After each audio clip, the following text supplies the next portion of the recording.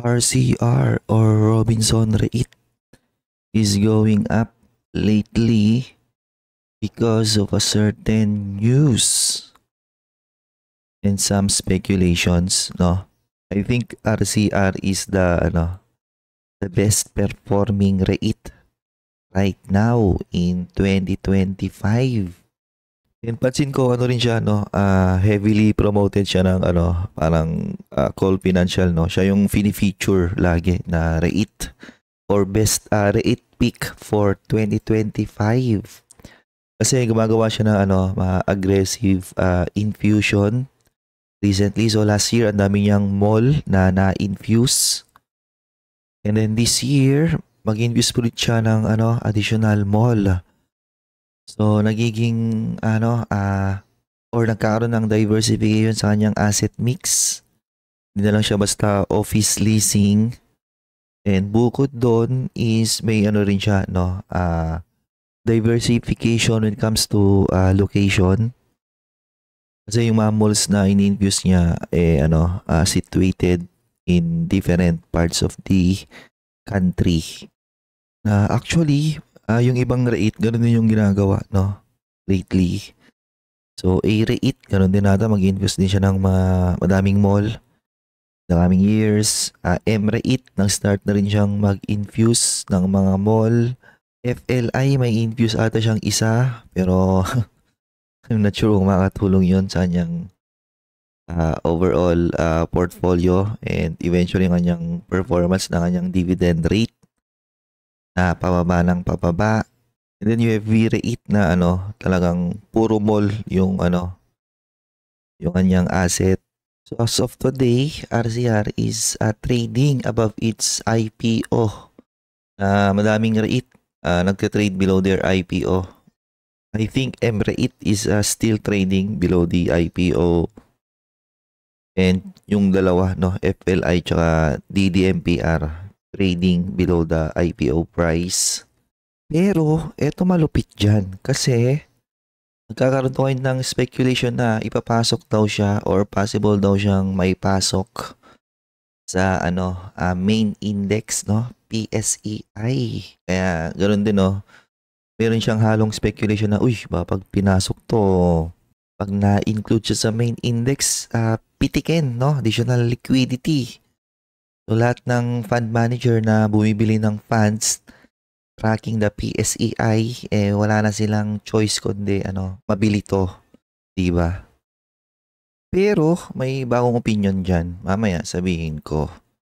So here's that article kung saan mag-infuse daw ng additional mall rate ang RLC papuntang RCR. So gumawa ko ng video, I think this month lang ito or previous month about RCR din, no? And sinabi ko doon, I think the better play for the next 5 years is actually RLC, not RCR. Because of the nature, how they exchange these asset and share, na para sa akin ang nagbe-benefit talaga si RLC. Okay. While yes, ang daming natatanggap na asset ang RCR, no, from RLC, ganyan. Hindi ko siya nakikita na nagtra-translate to an impressive increase in dividend rate. Na syempre magre-reflect yan sa kanyang year over year na dividend yield. So pag ganyan, 'di ba? May diyan para sa akin, merong may nagbe-benefit, may naman yung isa nagbe-benefit din siguro, pero kokonti lang. And para sa akin na mas nagbe-benefit long term is RLC. Kumbaga ang benefit lang kay RCR is more on diversification on asset mix. Para pag nagkaroon ng weakness yung iba niyang asset, no, hindi maapektuhan lahat or hindi maapektuhan yung overall performance niya. Okay? And hindi porket nagpapasa ng asset ang RLC papuntang RCR, majority owner ng RCR is still RLC. Okay? So, ang sabi dito is may papasa daw silang 9 na shopping mall in exchange for 3.85 billion shares at 8 pesos. Kaya siya karoon ng speculation na 8 pesos, no? dito, undervalued, 'di ba? Baka yan yung tunay na valuation ng ano, RCR. Pero para sa akin, not that true kasi ang valuation, ano lagi yan, no, in totality.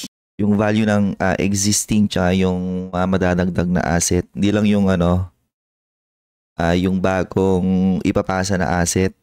So basically mag-issue ang RCR ng ano at 3.85 billion of shares. So madadagdagan sila ng ano 3.85 billion na malaki rin pala yung madadagdag So ngayon ang speculation is whether makakapasok daw ba siya sa main index 3.85 plus 15.714.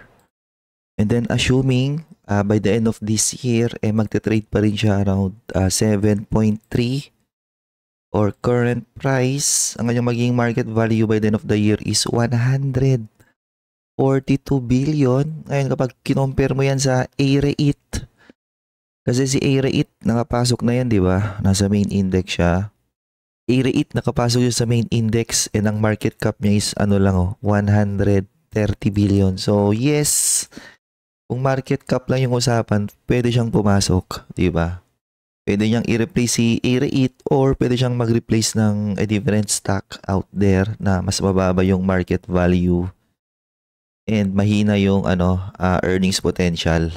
So yung speculation nyo na papasok ba siya sa main index, I think so. Yan 142 billion.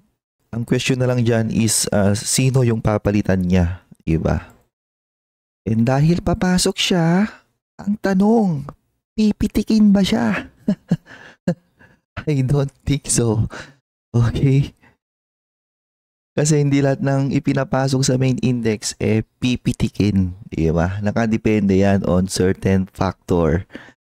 And para sa ng pinaka main factor kung pipitikin ba siya or hindi is yung yung disparity ng kanyang market cap versus sa kanyang earnings potential or the PE ratio.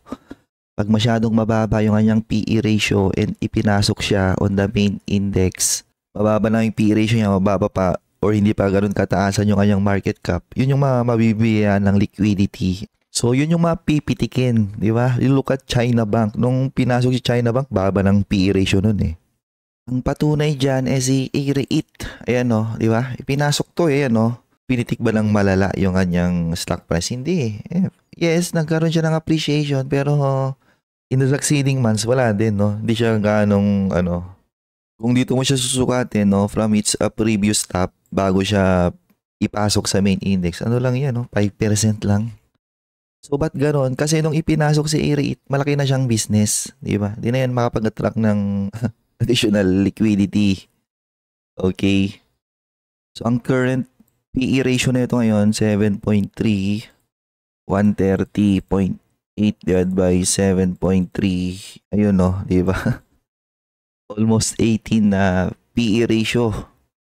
And ganoon din mangyayari sa RCR, Pag ipinasok 'yan, siguro karon lang ng additional excitement yung iba. Uy, RCR, And may kibili lang sila, pero lang 'yan, siguro angat lang 'yan mga 5%, 3%. And then in the succeeding months, lang din 'yan, babalik lang din ulit. Okay? Kasi nga, malaki na siyang company and already traded and a little bit high multiple. Okay? Guess nyo ba yun? So, sa ngayon, may siya, 6.1, 113, 113.9 divided by 6.1. Ayan halos similar multiple with A-REIT. Kung ganito, 1.693 times 4. Ganoon din, 6.7. Ganoon din bagsak niya, 113.9 divided by 6.7. 70. So yung mga ganyan, din yan pipitikin. Okay?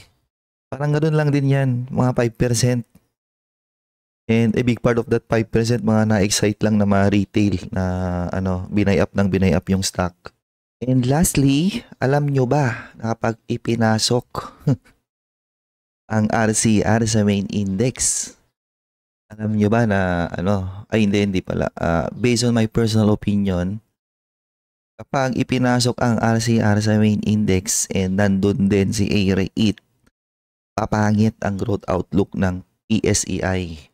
Ito yung isang malaking problema ngayon ng rebalancing ng PSEI. And all of these rate na pinupush nila into a higher market cap only para ma-include dito. Lahat ng yon magre-reflect yan eventually sa performance ng PSEI. Kasi ang ma-rate, maganda lang siya for mga defensive na dividend yield. Okay? Pero in terms of valuation, di ba? Ang mga valuation naman siguro, na lang yung mga yan eh. Fairly valued. Normally, hindi ko sila bina-value. Pero every time na ginagabitan ko sila ng valuation, similar sa pag-value ko ng property stock. Then, in-adjust ko lang yung kanilang mga net income, FFO, into an assumption na na-infuse na lahat yung kanyang mga asset, ganyan. Lumalabas sa akin, lang sila eh. It's either fairly valued sila or overvalued.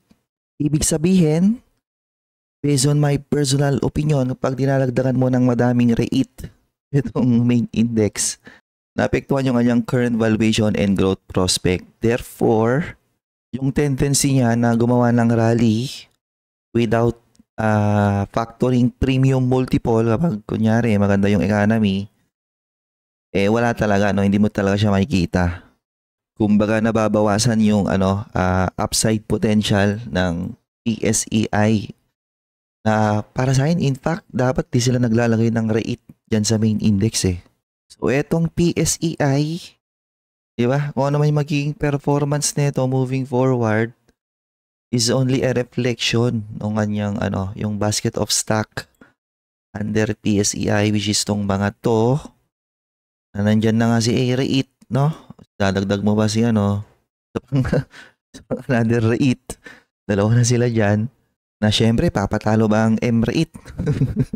Syempre, gagawa din yun ng paraan para i-push eventually yung kanyang market cap para isama din doon. So, tatlo na sila doon. 50, medyo malayo-layo pa to. Okay. So, sa current state ng ating stock market ngayon, wala ganong liquidity, walang optimism sa mga foreign investor, walang optimism sa growth outlook ng PH economy. Yung mga ganyan, hindi ka makakuha dyan ng parang premium multiple mo sa index mo. Therefore, wala ka nang premium multiple na asahan and wala pang growth prospect. Yung mga nandito, kunyari, dinagdagan mo siya ng madaming rate na para sa ma-rate. A lot of them are fairly valued or little bit overvalued. Yung maging galaw mo ng PSEI, wala talagang asahan dyan. Okay? Feeling ko dapat walang rate dito eh. Kung meron man, siguro pwede na yung isa lang, no? And dahil isa lang, itong A-rate, pwedeng kahit ito na yung palitan niya. Di ba? Salitan na lang sila dyan. Kasi ba sabihin ng iba, hindi nag-grow kasi yan eh.